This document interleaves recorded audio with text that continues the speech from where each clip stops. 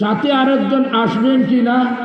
হাও নাই নাও নাই, আসতেও পারেন নাও আসতে পারেন। যদি বলা হয় একমাত্র আপনি আসেন, তাহলে শুধু উনার অনুমতি আপনি আসবেন, আরেকজন সাথে আসার অনুমতি নাই, নিষেধ।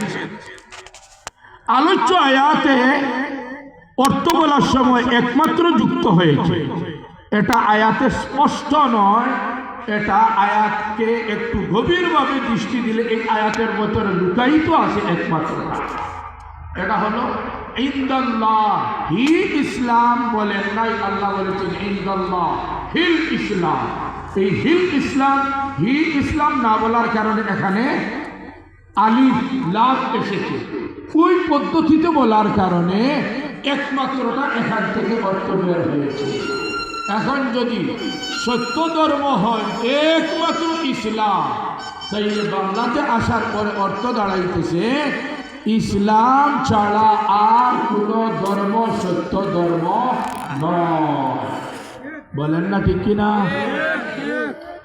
এই যে একটু স্পষ্ট ইসলামই একমাত্র সত্য ধর্ম, আর কোন ধর্ম সত্য নয়, এটা আল্লাহ রাব্বুল আলামিন আরেক আয়াতে পরিষ্কার বলেন, ওয়ামান ইয়াবতাগি গায়রাল ইসলামি দীনান ফালান ইউকবালা মিনহু ওয়া হুয়া ফিল আখিরাতি মিনাল খাসিরিন।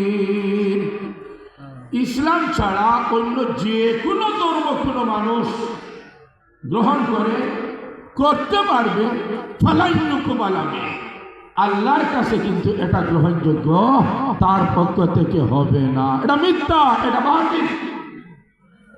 যে কোনো ধর্ম অনির্দিষ্টভাবে, তাইলে অর্থ দাঁড়াইতেছে হিন্দু ধর্ম গ্রহণ করো, আল্লাহর কাছে গ্রহণযোগ্য নয়। ইহুদি ধর্ম গ্রহণ করো, আল্লাহর কাছে গ্রহণযোগ্য নয়। খ্রিস্টান ধর্ম গ্রহণ করো, আল্লাহর কাছে গ্রহণযোগ্য নয়।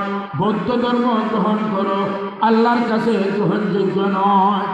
এগুলো হলো ধর্ম।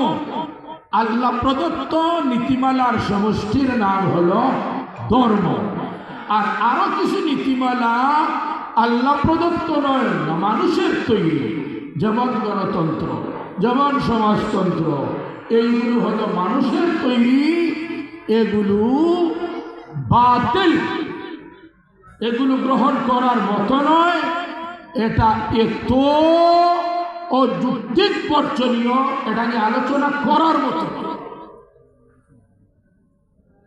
যদি সম্ভব হয় এরপরে তো না